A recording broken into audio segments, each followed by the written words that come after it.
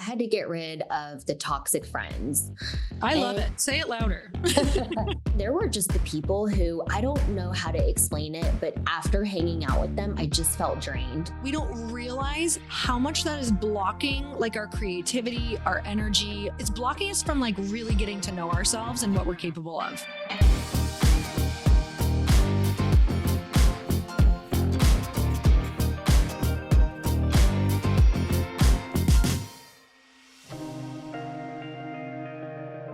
Tiffany, welcome to the Earn Your Happy podcast. Thank you so much for coming on. Thank you for having me. I'm excited to have you here because you are talking about your new book, and it's exactly something that's right up my alley, obviously, with my podcast title about earning your happy. And your new book title that's coming out in May is called Joy Prescriptions, which is so fitting for you. But, you know, the first place that I like to start with people who have just written a book, especially if it's their first book, I would love to hear like what that journey was like. Was it what you expected, and what was the biggest thing you learned about yourself? Oh gosh, it has been a long journey. I first started thinking that I wanted to write a book in 2022 because I was giving a lot of talks, both medical talks, like anesthesia related talks on new drugs that we're using and new anesthetic techniques, and then some keynotes at women's conferences and things like that. And people would always come to me after I got off the stage and want to ask a side question, but they didn't want to ask it in front of everyone. And it always had something to do with work-life balance, or how did you start your business, or I want to start on social media like you, but I don't know how, just all those kind of questions. And I would get those same questions on social media all the time. And I thought, wouldn't it be wonderful if I could write a book and just tell people about where I'm from and the struggles that I've overcome. And then at the end of each chapter, I could leave the reader with a joy prescription to take back to their life. So there's like an action step, because I'm a doer. I'm a thinker as well, but I'm really a doer. And frequently problems are presented, and I'm always like, well, what are you going to do about it? So that's where the idea from the book came about. I reached out to my friend who was a successful author, and I said, girl, like, I have this idea for a book, but how do you go about writing a book? And she was like, okay, here's what you need to do. You need to get a literary agent, and then you're going to write a proposal, which is an outline of the book that you have in mind, but not the whole book. And then that person is going to get you with one of the 5 top publishing houses, hopefully, if you want to go the traditional publishing route. And then they will give you an advance for the rights to your book, and then you write the book. And I was like, oh, I thought you wrote the whole book first and Totally. like tried to sell the whole book. I didn't realize you just wrote a proposal, which was still hard, but it was like 60 pages, not 200. Right. And then, we had bid day, which is when your literary agent fields phone calls from all the publishing houses who hopefully want to pick up your book. And it was a very nerve-wracking day for me. I literally just sat by the phone and was like, oh my gosh. So we ended up with 2 people who were interested and kind of, vying for the top spot. And I ended up going with my publisher, Hachette, and they've been wonderful so far to work with.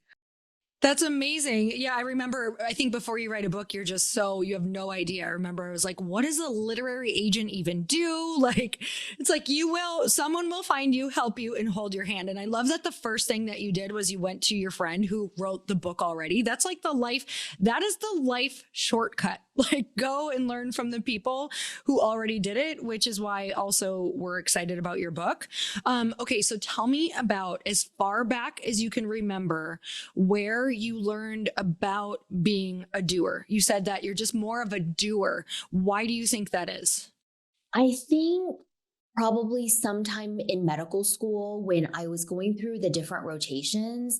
There's a lot of specialties like emergency medicine or internal medicine, which in internal medicine, you basically are doing a lot of thinking, ordering tests, making phone calls. Mhm. But I wanted to do something with my hands. And I also love immediate gratification because almost Same. every other thing in my life has been delayed gratification. And so when I rotated through anesthesia and I just got to like do something and immediately there would be an effect in the patient's physiology. And I'm also a control freak. And so I was like, oh my gosh, I get to control like when people go to sleep and when they wake up and their blood pressure. I was like, this specialty is amazing.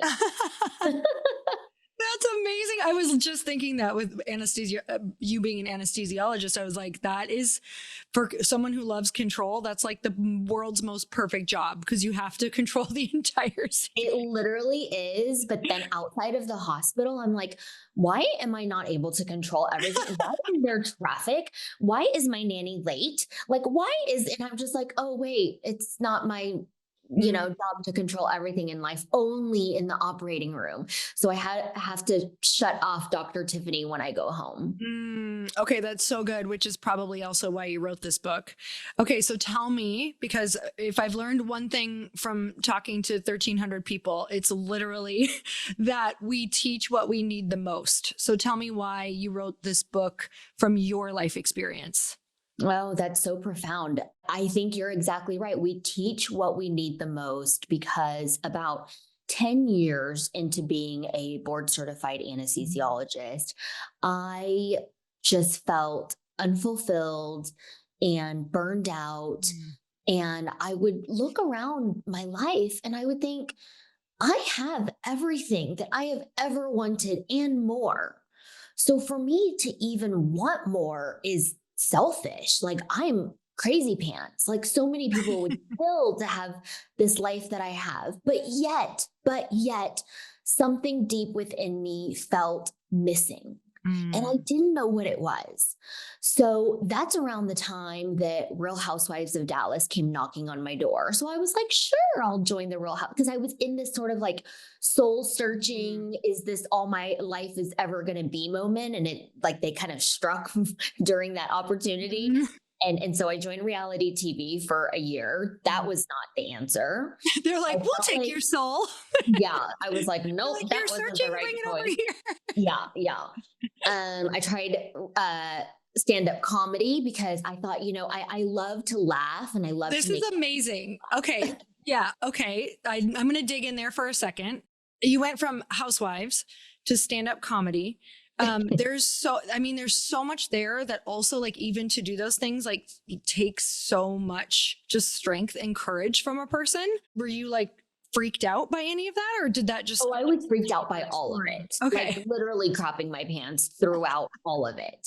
I don't know if people could tell or if I'm just really good, like I have a good Yeah. poker face, but also you have to remember I'm an anesthesiologist at Mm. a large level 1 trauma hospital. So Okay. I have patients trying to die on me like routinely, like yesterday. Yeah. Um, so I think I have an ability to keep calm under pressure because I was so nervous before my first comedy set. And everybody that I talked to afterwards was like, you did great. We couldn't even Mm. tell you were nervous. I was like, oh my God. Well, I had drank 2 vodka sodas. I had decided that was the optimum level of alcohol to drink before a stand up set. Yeah. Like, this job isn't so bad. At least, I get to drink on the job.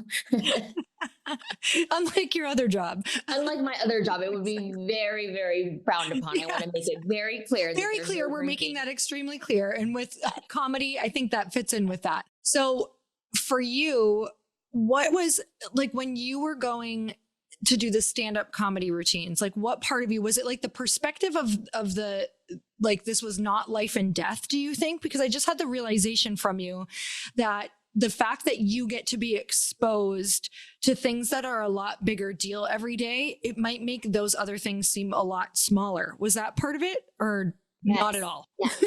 I was taking the stand up so seriously. I literally went on Amazon and bought a book. Like I typed in like how to do stand up comedy and whatever the first search thing came was, I was like, buy now. And I was like writing jokes and putting so much pressure on myself and then I'd scratch it and start over and it wasn't fun. Mm. And then one day I was like, you know what? There's absolutely nothing writing on this. Mm. Whether I do amazing or I bomb or somewhere in the middle, there's really no consequence for me. Mhm. Mm. It was a fun thing that I was doing kind of as a favor to a friend. I was not deciding to embark on a journey of actually trying to be a stand up comedian, like do that for a living and like be the next Ali Wong and have a Netflix special. No, this was not that. And I was like, why don't I just have fun with it and like stop making it such a chore?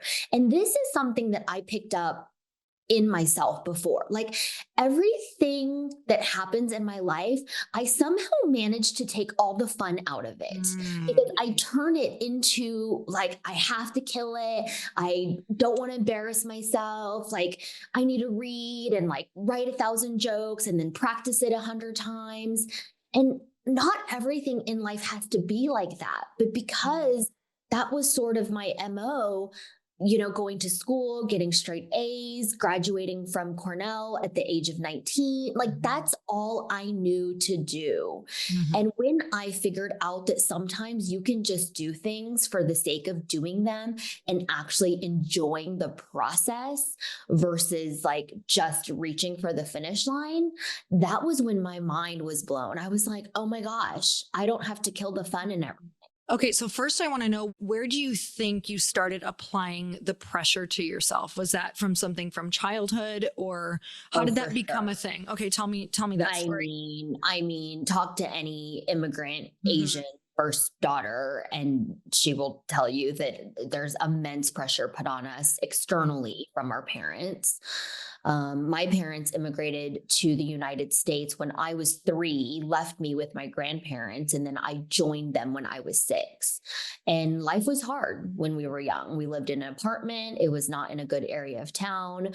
My dad was technically here on a student visa, so he wasn't supposed Mm. to be working, but he found some restaurant that let him wash dishes in the Mm. back for $2 cash an hour. Wow. And I just saw my parents struggling to make ends meet and fighting about money and all that kind of stuff. And so I just told myself, like, oh, I need to make my parents proud. I need to make their sacrifice worth it.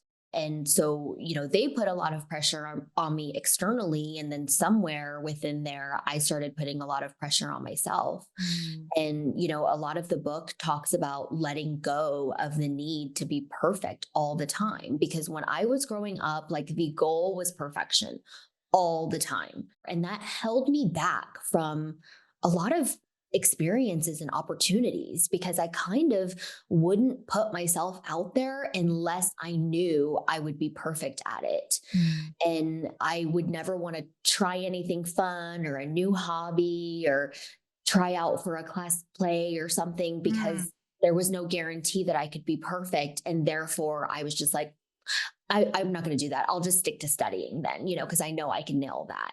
Mhm. And I think it held me back a lot. And it really wasn't until my mid 30s that I really started to deconstruct where this limiting belief came from and in how many ways it was holding me back.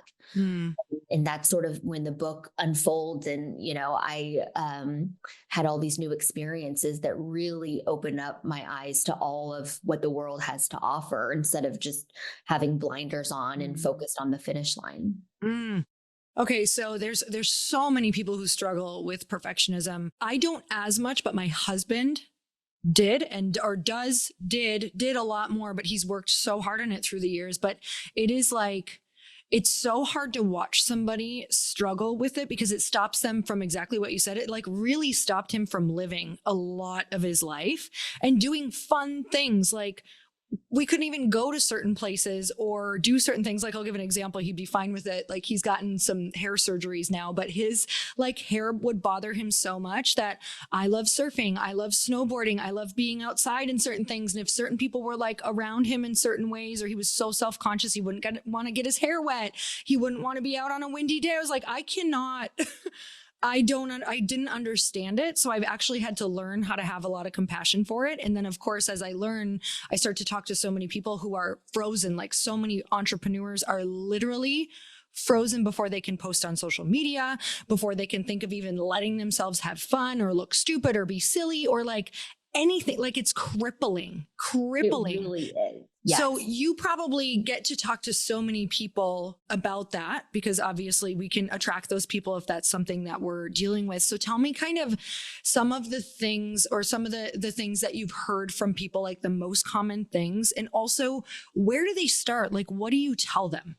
I mean, a lot of people come to me, they're medical professionals, and they're like, hey, I have this idea for a baby product, or I Mm. want to make my own skincare line, or I want to open my own flower shop, but I'm afraid what other people will think. And it's always this, I don't know, undercurrent of if you are a professional of some sort and you start a side hustle business, that it somehow invalidates your profession or people think Yes. you don't take your job as seriously or whatever it is. And I'll go ahead and say that it happens more to women than to men. I think women and men are both harder on women than on men for whatever reason. I also think that it's true when it comes to hobbies that, my hobbies are largely going to the spa and shop. I mean, shopping is my cardio. And my husband likes to play golf and, go fishing with his guy friends in Cabo and stuff like that. And I think when we talk about our hobbies, unless a woman is doing something that benefits the home or the family, like Mm. cooking or decorating or knitting or gardening, which are all very utilitarian hobbies, there's kind of this judgment like, oh, you shop, like that's your hobby, you spend money, haha. And I'm like, no one questions my husband traveling and going to play golf with his buddies for a whole weekend. But when I go to New York Fashion Week, it's a problem. Mm. So I think there's that. And as far as your question goes, with perfectionism, I mean, this is going to sound trite, but you just have to get over it and you just have to start. I've started so many different businesses, and I have to tell you that every single time I've started one, I have been terrified. It didn't get easier because each business was so different. You're always wondering, is anyone going to buy this? Are these events going to fill? Is anybody even going to like this product? And now I know that it was absolutely the right thing to believe in myself and launch my businesses, launch my podcast, despite all of the fears and hesitations that I had. It also helps when you have a partner like Shopify on your side, like I did. Shopify is the commerce platform behind millions of businesses around the world and 10% of all e-commerce in the US, from household names like Glossy to brands just getting started. Get started with your own design studio with hundreds of ready-to-use templates. Shopify helps you build a beautiful online store and matches your brand style. Accelerate your efficiency, whether you're uploading new products or trying to improve existing ones. Shopify is packed with helpful AI tools that write product descriptions, page headlines, and even enhance your product photography. It's time to turn those what ifs into with Shopify today. Sign up for your $1 per month trial at shopify.com/happy. Go to shopify.com/happy. That's shopify.com/happy. I've been in situations where I have needed a new employee and new help in my business immediately. And the last thing that you want to do is waste time on people who don't actually understand what you do. I want somebody who can come in and understand the workflow. They can contribute right away. They can help us move forward. They can help us scale. And that's why I'd use Indeed sponsored jobs. When you need the right person, not just another CV, this is a job for sponsored jobs. When workplace chaos hits and you need the right hire, this is a job for sponsored jobs. Indeed sponsored jobs gets you quality candidates when you need them most. Stop struggling to get your job post even seen on other sites. Match with quality candidates with Indeed's sponsored jobs. Get matched with and hire quality candidates who can drive the results that you need right now. Spend less time searching and more time actually interviewing candidates who check all your boxes. Less stress, less time, more results. When you need the right person to cut through the chaos, this is a job for Indeed sponsored jobs. And listeners of this show will get a $75 sponsored job credit to help get your job the premium status it deserves at Indeed.com/podcast. Just go to Indeed.com/podcast right now and support our show by saying you heard about Indeed on this podcast. Indeed.com/podcast. Terms and conditions apply. Hiring, do it the right way with Indeed. I have a lot of clients that hire me for social media consulting, and they're like, how do you come up with all these ideas for your reels? And you just post them and whatever. And I basically, show them how the sausage is made, and I'll kind of show them how to film and edit and put the light here and caption it like this. And they're just like, I could never. Like, what if someone from my work sees this? What if my boss sees this? What if my pastor sees this? And I'm like, look, like who I am on my social media is me. There are different facets of me, just like hopefully, I hope there are different facets of you. And people need to love or like or accept all the different facets of you. And if they don't, those were never your people anyway. But the fear is always that when you start putting yourself out there, that there's going to be negativity. So I say, go ahead and set the expectation that anytime you decide to put yourself out there, whether on social media or you're going to have a leadership position or, do something at your child's school, even, there's going to be some negative backlash because it's just impossible that 100% of the people who meet you will like what you're doing. That's simply human nature. Mm-hmm. Oh my gosh. And, talking about social media, because it's such a big part of our culture, our businesses, I mean, literally everything. And I think in order to get good at anything, the hard thing about social media for people is it's the public learning, except we all have to do it. It's like when we got to first ride our bike when we were kids, we didn't have an audience of, 3,000 people in our family or hundreds of, or whatever it is, Yeah. and to criticize us. But the thing is the person who is willing to deal with the tiny bit of criticism, because honestly, yes, it's going to come, but it's not that bad. In the beginning, it can affect you for longer, but I always feel like the person who can handle like the most criticism is also the person who's going to be paid the most. And so I kind of like play with these little things in my head where I'm like, okay, the person who can handle the most risk is probably going to be the most financially abundant person. The person who can handle the most, pain or those haters, like they're also going to be super abundant in another way. And so I try to switch it into going, this is just what comes with the territory. And it's like, we're all going through it. We're all going through it. It's just not everybody sees it because we just block and delete right away. So it's great.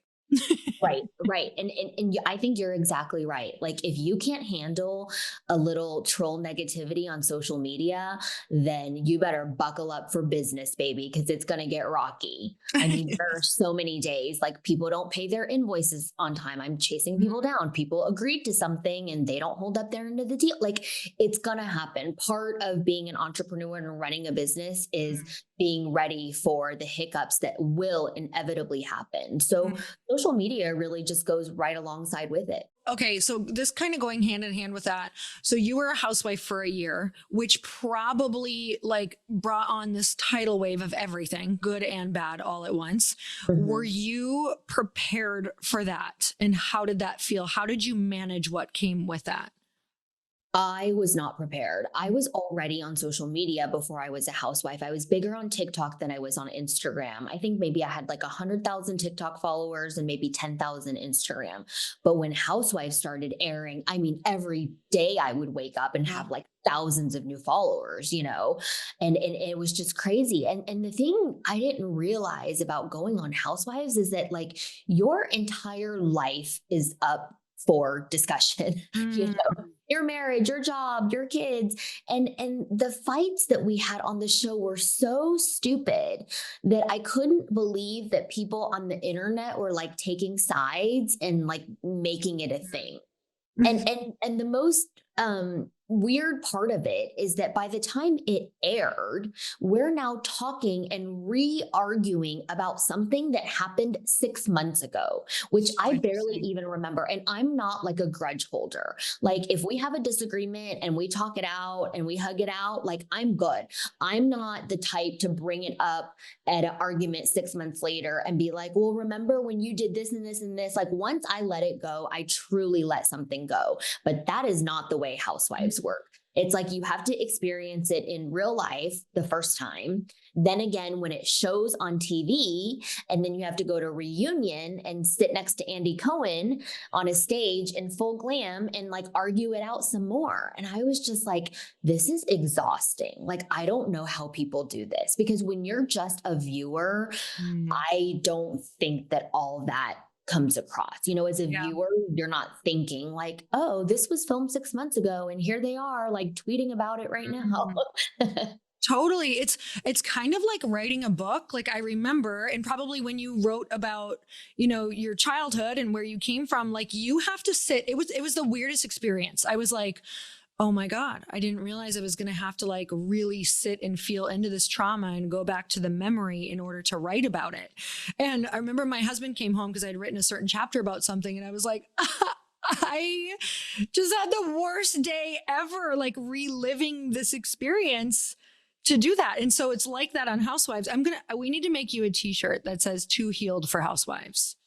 Like, just, um, just through I it. experienced the exact same thing. So the beginning of the book is about my immigrating to America, because really, honestly, that's one of the first and core memories I have. I mean, I Yeah. remember a little bit about like being in China. I remember the layout of my grandparents' apartment. I remember going to the market and things like that. But you have a few like core memories that are Yeah. into your brain. And one of them was coming on the airplane from Beijing to JFK by myself with the flight attendant. And the book opens with that scene. How old And were you? I was 6. Wow. By And yourself. by myself with a flight attendant. And the first few chapters are about my early childhood here in America. And just like you, I had to relive those years, which was, over 3 decades ago. And I cried. And I distinctly remember texting my therapist and asking for extra sessions Mm. during the part of the book where I was writing like the first 3 chapters, because Yes. I had really buried a lot of that childhood trauma coming from China, not knowing any English, being called ching chong at school and being made fun of with the kids, Mm. watching my parents fight about money, having to move schools every 1 or 2 years in the middle of the school year, and, having to make new friends all Mm. over, like all of these things. And it just came all pouring out at me. And those first 3 chapters were probably the most difficult of the book. One, because they were first and I had to get going. And two, because like you said, you really have to transport yourself back to that time in your life so that you can truly write from the heart and write in a way that connects with the reader. And in many ways, that was kind of traumatizing for me. Hmm. Looking at your life now, it's for so many people, it's kind of unfathomable to think about, especially how viscerally I just felt what you said. For that little girl to be doing what you're doing now, oh my God, it's gonna make me cry. I know it's a million little steps, like it's a million little steps and stories and things along the way. Did you know when you were young that you were destined for something bigger at No. all? No. No, no. Sometimes you talk to people and they'll be like, ever since I was a little girl, I knew I would be something big and great and something. No, no. Like Wow. I am living beyond my wildest dreams as a little girl. Wow. I thought that if I became a doctor, like that was the be all end all. If I, got married and had children, like that was it. I never imagined having influence and having people write me emails and DMs saying that like they look up to me and I'm inspiring to them. I'm like, what? Like, no, Mm.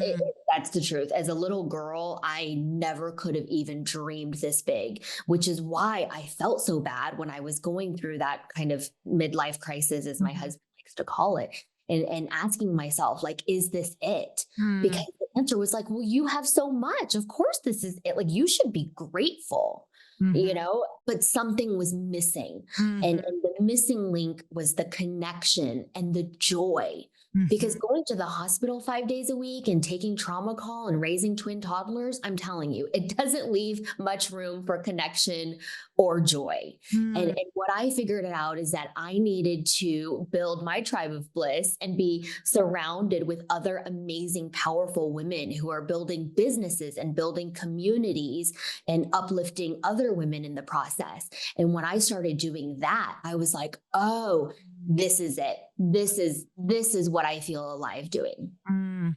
Okay, I resonate with you so much. And I think in the beginning, just because of the way that I was raised, just a lot more, always struggling financially. Parents went bankrupt. Then when I got married, my husband and I lost everything. So it was like this cycle, this ongoing cycle of just kind of struggle. And from a very small town, restrictive religion, like not allowed to hang out with people outside of the religion that I was in. So that created like just a very small bubble to me. And so when I was, 18 to 20, it was like I started to learn, probably a lot like you from what I'm picking up. Like you just start to adapt to trying to survive, and you start to do things because you don't want to go back to what you were, or because you want to. A big factor for me, which I'm curious for you, was like, I want to pay for my parents. I want to help my parents. Like I don't want them to be in this position anymore. But then what ended up happening is it turned me into such a driven person who never enjoyed anything. It's like all of a sudden I woke up in my late 30s and I told my husband, I go, I don't know if I have enjoyed one day of any of this success. It's like I couldn't even be present for it. Like I wasn't even ever there. And I was always just like finding, like saying why it was hard or why it was challenging or why it felt draining or whatever that was. And for me, it was the same exact thing. It was connection that like brought me back to that joy place. And because I also could not operate that way anymore, I was like, what is this? Looked around at my life. Like, was this worth it? Everything I built, like, what was it even for? So that's what really brought me back to that joy place. And so I'm curious. I want to know about like, what were those first joy things that you even started to do? Because it can feel, people can be like, does that part of my brain even work? Like, I honestly wondered that. I was like, am I even like a happy person? Is there something wrong with me? So can you kind of tell me like about the first things that you start doing? What's the time frame that kind of started to take you? I would say one of the first things was learning to say no to things that I actually didn't want to do, Yes. because I would say yes to anything. I was like planning birthday parties for people that I wasn't even close with because somebody asked me to. And, there's so many private schools around here and they always ask for like donations and things Mm. like that. I was just saying yes to everything without like there being a purpose and Oh, intent to it. So now I pick like three main charities and those are my three main ones for that year. Another one, and this is gonna, I don't know, rub people the wrong way. I had to get rid of the toxic friends. I love And it. Say it louder. some of them were new friends that I think just wanted to be next to me because of housewives, or I'm always a very generous person. And every time we go to happy hour, I just end up paying because it's like not a big deal to me, whatever. And some of the toxic friends, and these were harder, were people that I had known for like a decade. Mm. And when I thought about it, I'm like, how come this person only calls me when they need something? Like they never text to like, say, hi, how are you? I'm thinking of you. I saw this funny thing and it made me laugh. So I thought of you. How are your kids? Let's get together. It was only like when they needed something medical or they needed business advice or they wanted to know who developed my website, which all of these things I am more than happy to share. But it became very apparent to me that they had like a very one-sided conversation Mhm. or one-sided relationship. And then there were just the people who I don't know how to explain it, but after hanging out with them, I just felt drained. There was the chronic complainer, which, we'd have dinner together and be having wine, and she would just bitch about everything under the sun. And look, we all vent. I sit down and vent to my girlfriends plenty, but I'm telling you, this was a different level of Mm. complaining that was like she had nothing nice to say I'm about. familiar. And I'm I'm like, familiar. why am I friends with this person? And one day my husband's like, oh, what are you doing? My husband and I have a planning session Sunday afternoon for 30 Mm. minutes. And we look at our calendars for the rest of the week and talk it out and do all that stuff. It's not sexy at all, but it is probably one of the key foundations of our marriage. Totally. And he said, "What do you got going on this week?" And I said, "Well, Thursday I have to have dinner with so and so." And he goes, "I thought you didn't like her." And I was like, "I don't." And he goes, "Why are you having dinner with her then?" And he said, "Because she asked me to." And he was like, there's this word called no, right? And I'm like, "Yeah, I mean, I can pretend I'm busy, but then she'll just ask next week or whatever." So I kind Mhm. of had to like have a come to Jesus with myself Yeah. first and then with her and be like, "I don't think we're like moving in the right place in our friendship. I think, maybe we need some space apart." I had to like break up with her. It's so Did you weird. have that talk? Okay, because Yes, everybody I had to asks like break me. up with her because she was like, Okay. "Oh, not this Thursday. How about next Thursday?" And I'm like, "I'm busy next Thursday. In fact, I'm always busy because I don't like you." So how did you start that? Like, did you, because here's what I always get asked. Okay, but how do I have the conversation? Because it's like one of the hardest conversations for people, but I'm like, it's harder to keep seeing that name on your calendar and give someone like a full freaking half day of your life all the time. Yeah, okay. This is like not BS at all. I totally did the "it's not you, it's me," Okay. which is partially true. I said, "I'm working on myself." This was the time that I hired an executive coach. I was seeing not one, but two therapists for different reasons. And still working a lot and running clinical trials and stuff. And I literally said to her, "I'm just in a season of my life Mhm. where I'm really focusing on my work, myself, and my family. And unfortunately, there's just not time in the day to be having dinners with girlfriends and happy hours. And you're not the only one that, I'm saying no to. There are other people." And all of this was true. So I kind of Totally. softened the blow. And everything I said was true. I was in a season where I was working on myself. And after she took it fine and then went and, found another group of friends and everything was fine. So it Yeah. wasn't a bad breakup at all. Yeah, I think that is literally my answer for everything is like you kind of have to do what you have to do in those situations because some people are not prepared to hear like, "Well, let me tell you why." You know what I mean? Like it's not going to be useful to tell her, "You're really negative, you only talk shit about everybody." Like that's Yeah. actually not going to be useful because she's not going to change from that. It's only going to make it worse. It's going to make her feel bad and then it's going to make her talk about you. So that's like it's not the best use of that conversation. So I do think like trying to figure out how to dance around it in a nice way that is going to let you both off of the hook is just, and once you figure those things out, I'm like, ooh, rinse, repeat. Let's use this. Who else can I Who get right else can I tell this to? Okay. I love that. So how did you feel when that stuff started happening? Like, what did you start noticing about your life from taking these like not easy to do things like after the first few times you did it, like after that first hard conversation, after telling people no or you weren't going to donate to these places, like what did that start feeling like? I mean, it felt tough, but then afterwards I was kind of relieved. And I had to remind myself, like, I don't owe anyone anything. Why do I walk around the world like feeling small and like I owe something to everyone? Like I don't owe anyone anything. I should hold my head up high. Mm-hmm. And that kind of gave me the space to help people in other ways that I didn't before because I was so busy doing all these little things. It's so hard to explain. And after I let go of the need to be perfect all the time, and I sort of was just like, F it, like whatever, I opened a candle business. I started posting more on social media. Because before I had a social media, but I never posted myself. I just would watch other people's things because I was always afraid, like, what if somebody sees this? What if they think I'm unprofessional? All those things that go Totally. through. And then when I was just like fed up and I was like, I'm just going to do whatever I want. It was so freeing to just finally just be myself and not have to hide different parts of myself because I was afraid of what other people might think. It was very freeing. And that's also when I started doing like silly TikTok dances and challenges and those sorts of things. And my kids and I would just be like rolling on the floor laughing because we were having such a good time. And it just felt like this huge weight had been lifted off of me. Mm.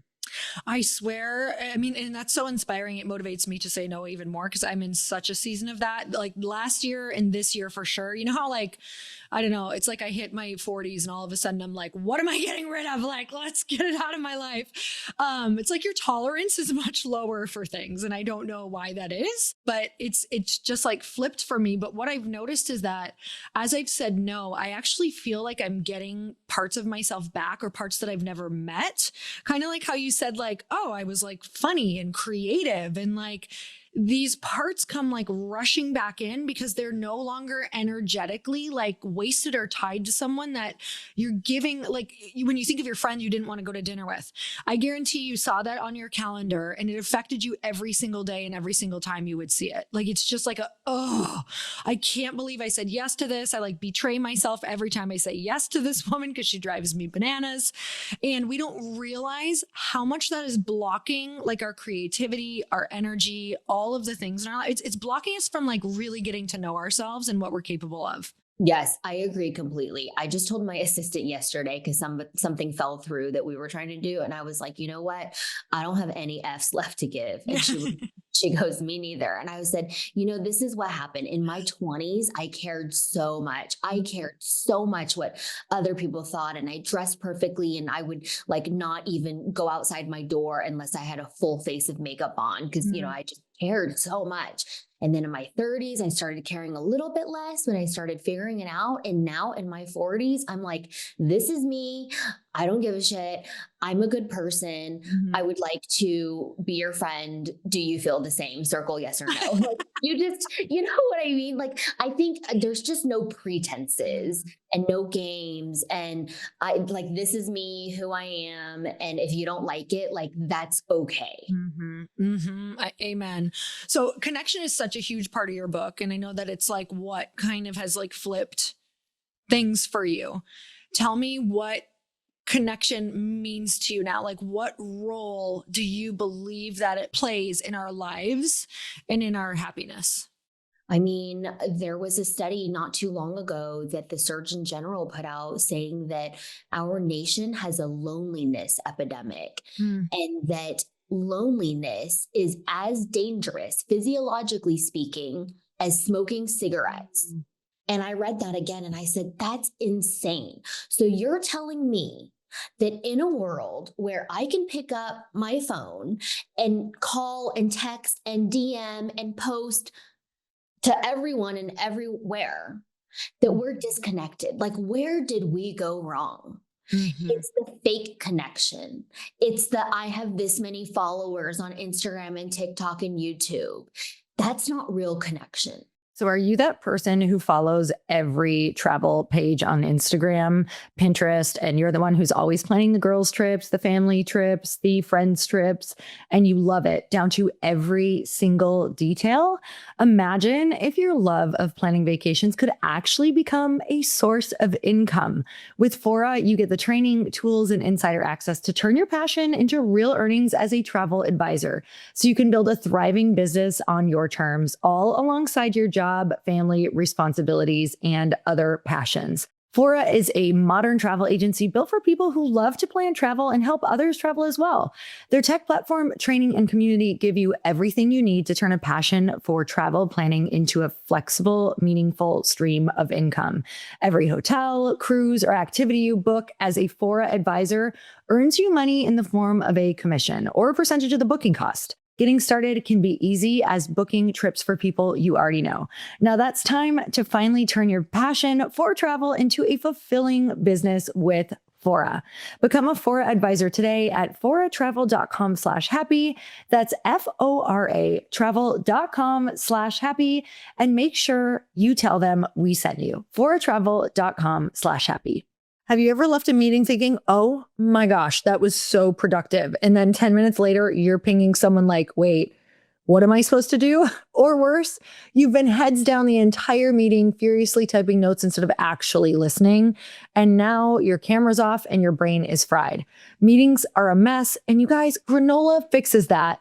Granola is an AI powered notepad built for the way real people actually meet. And here's how it works. You take rough notes like you normally would, and in the background, Granola securely transcribes the meeting. Then it turns everything into clean, structured, actually useful notes when the meeting ends.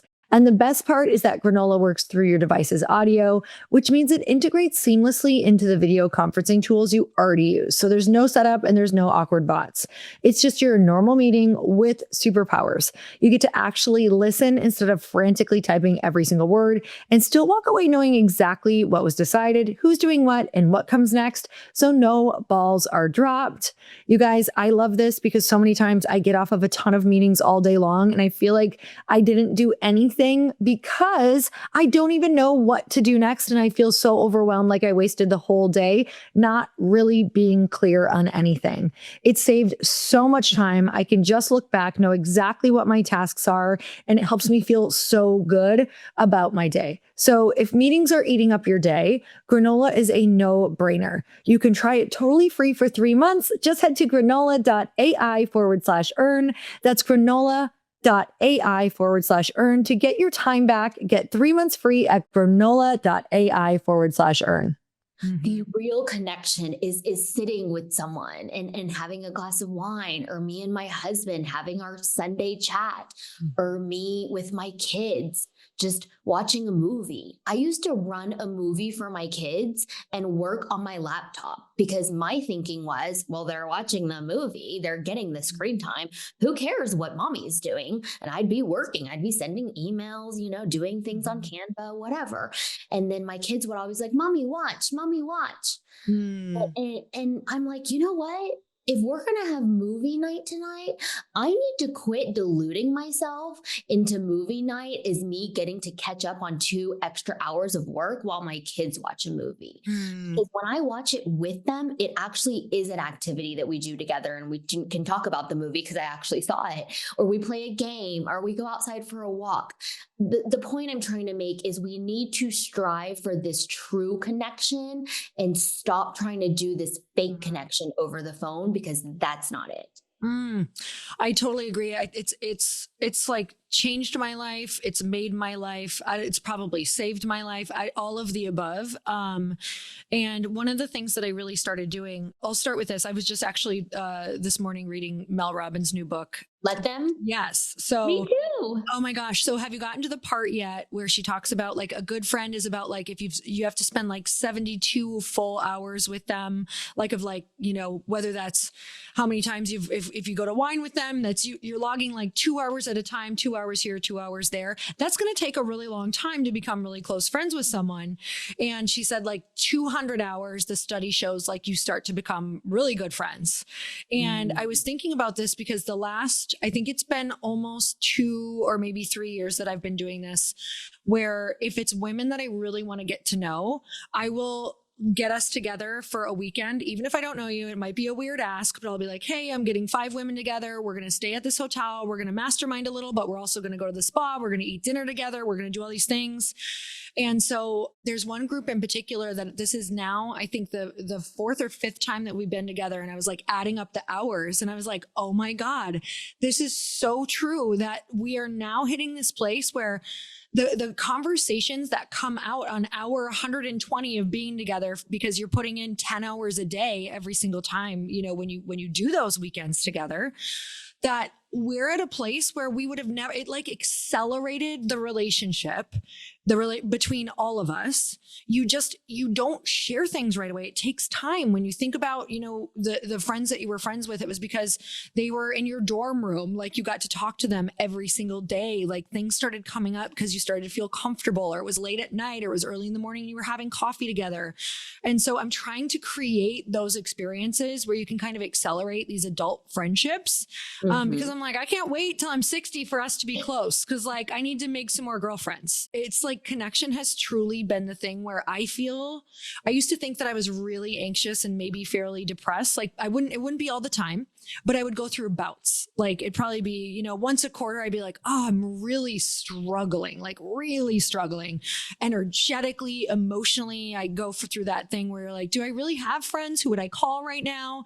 And I was like, I don't ever want to be this way again. How do I combat this? And truly it was like doing these things where I make sure I see people and see them frequently and take the time to invest into those friendships.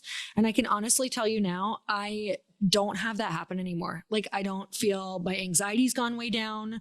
I don't feel lonely. I feel super on purpose. I feel extremely energized. It's like my whole life is different. No, I love that. I've been telling people that you have to have joy as a prevention for Mm, loneliness and depression and burnout. It can't be an afterthought. mm, So these retreats that you go on with your girlfriends, like that's your joy. That's you investing in your friendships and your connection. And I'm sure there's lots of laughter in there. mhm, That feeds your soul, mhm, which then gives you a little bit of leeway when you go back into your normal life and life starts happening again, mm. that you don't want to just crawl under your blanket and cry yourself to sleep, because you now have a little bit of buffer in your resilience for life, really, because life is so hard, like it Yes. didn't used to be this hard. And I love technology and I love AI, and we're able to do incredible things like have this podcast, even though we're in two separate cities. But also, all this connection and technology has really kept us away from being close with one another. Like, I'm just as guilty. Sometimes we'll be at the dinner table and like every single person at the dinner table is on their phone. And I'm like, why the hell are we having dinner together and we're all just on our phones? Put your Mhm. phone down. Talk to me, talk to my face. Yes, exactly. So yeah, I think, building connection and filling your joy bucket gives you more resilience for going out there. This is what I tell my husband so that I can have like a girls trip every, 3 to 4 months. Like, Yes. babe, you got to stay home this weekend. I'm going to go away to Cabo with the girls because I need to work on my joy and resilience. And when I return, I will be a much happier and not as snappy. And, and that's how I sell the girls trip to him. It is so true. Tell me about what you think like your girls' trips and having girlfriends and having that, filling your cup time does for your marriage. Oh, I mean, it's absolutely essential. I mean, my husband is truly my best friend. I adore Same. him. But like, I don't want to be around him 24/7. I know that I think you and your husband, used to or still work together. Like, Mhm. I could never. I could never. I think, you Sometimes know, I feel that way. they say absence makes the heart grow fonder. And I'm like, babe, I can't miss you if you're never gone. Like, I am an introvert and I like a lot of me time. I love to meditate and journal and read and listen to podcasts and light my candles and play with skincare things. And like that rejuvenates me. And Mhm. he always wants to talk. And I'm like, quit talking. Like, I'm having my quiet. He's like, how was your day? How was this? How was your dinner? How's your business going? And I'm just like, I don't want to talk right now. Like, I'm having quiet time. You're like, it's Um, not during our meeting, okay? yeah, yeah. So we have a date night every night. Every night, once a week, we have a date night. It's usually Thursday because that's the day the nanny stays late, and then Sunday we have our powwow. Looking at our calendars, thinking them, any trips that are coming up, and I don't know. We just celebrated our 13-year wedding anniversary. Wow. So I'm Congratulations. no love expert, but I think, as far as marriages go, there's give and take, and you either grow together or you grow apart. Mhm. And so we intentionally do things so that we grow together. Mm. What are some things that you guys like to do to grow together? Well, we love to travel. We Mhm. love to eat. I love going to comedy shows because I just love a good laugh, where Same. you're like laughing so hard you're going to pee yourself. Like, that's a Mhm. good laugh. Like, that's all the dopamine, all the endorphins. And we like to just be physical and try a new workout class. Like, we'll go to Barry's, we'll go to hot yoga. I got him to go to Mm. Pilates, and he was Nice like, work. that was much harder than I thought. And I was like, like on the reformer with the springs and stuff. Yes. He thought I'd just like go over there and like bounce around for an hour. And he was like, that was hard. My husband did a bar class once and he was like, oh my God, what? Just like he was staying at a resort, you know, and it was like the only class that morning. They're like, Yeah. Yeah. we're going to go to the ballet bar and do this. And he literally was like dying, Yeah. dying. He He's like, has I so don't much credit to even people who do it. He's like, I think I use muscles. I don't even know what those are, because Yeah, men, when existed. they go to the gym, they're doing like the big, like things, right? Totally. Look good. But then when you do like little kicks or whatever, and he's like, oh, I didn't even know I had obliques. Jesus. Oh my God, it's the best. Yeah. Okay, so tell me about some of the prescriptions in the book that are your favorite. Oh gosh, this is like choosing your favorite I children. know. One is comparison is the thief of joy. Mm. And it's easy and you hear it and you're like, duh, that's not that revelational. But how many times do you catch yourself comparing yourself to something else? Someone else is farther in their business. They make more money than you. I don't care what it is, but stop comparing yourself to other people because it's a zero-sum game. And I always say, quit looking at how big someone else's slice of cake is and just enjoy your own damn cake. Mm. Oh God, that's so good. Especially since the things that we are so tied to and addicted to, with social media, I had heard this once before and it was just like so simple, but so eye-opening to me. It's like the algorithm is actually created to make you judge every post, but judge it against you. So do I like it? Do I not like it? Is this person better than me? Are they not better than me? Do they have more followers? How many likes does this post have in comparison to like where I'm at? And I thought, holy crap, like we literally get on there and your brain can't help but compare it to where you're at and who you are. And so every morning we wake up and we're like, are we better than? Are we less than? Are we better than? Are we less than? And both are not good for the psyche. It's like robbing us of joy. For you, right. For someone who, like we have to be on social media for our jobs. How do you create like a boundary and are you able to keep it joyful at all? Yeah. I ask myself, I usually set a timer for like 15 or 30 minutes and that's my break for social media. So when the timer goes off, like I'm done scrolling. Mm-hmm. And it's just like at the end of your 15 or 30 minutes, when your timer goes off, like, how do you feel? Do you get some laughs? Did you make a connection? Did you find out some news? Like one of my friends is coming out with a book and she's posting content about her book launch. And I'm so excited for her. Is it giving you information? Are you being entertained? Or when your 15-minute timer goes up, you're like, man, I suck. Everyone out there is like winning awards and building their businesses and having anniversaries and birthdays. And I'm over here sitting in my pajamas, eating Cheerios for lunch. Like, it's just, how are you using social media? Because at the end of the day, social media, like anything else in life, is a tool. Mm-hmm. And you get to choose how you use that tool. Do you use it for your benefit to market your business, make connections, be entertained, learn new things? Or is social media controlling you and you're, a slave to the phone and checking how many likes every time you post and how many followers someone has? Like, who cares? What an exhausting way to live. And as soon as you change your mindset around that, is when it's going to change. Like it's never going to change until you change your mindset. Mm-hmm. What do you want people to know about your book? What do you want them to get from it?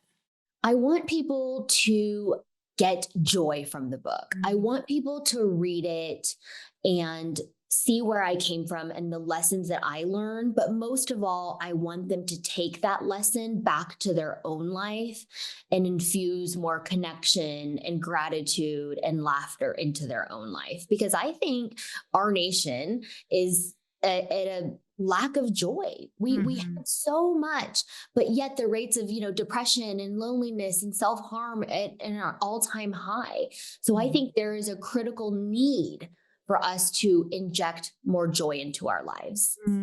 I love that. It's so incredibly important. And I can tell you that I've never sat with a good book and regretted it because it's such a beautiful way to connect with yourself, connect with the author, remember, like there's something about reading a book, you really remember how we're supposed to be, especially a great personal development book. So I'm so excited for you. I'm excited for this book. I think it's going to be freaking amazing. And the cover's awesome, you guys. So go and check it out. Joy Prescriptions. And it's how I learned to stop chasing perfection and embrace connection, which is just like literally my whole life's motto is to connect with people. So I'm really grateful for you. Thank you so much for coming on the show. Thank you so much for having me, Lori. And we will link up below this where you can grab the book anywhere books are sold.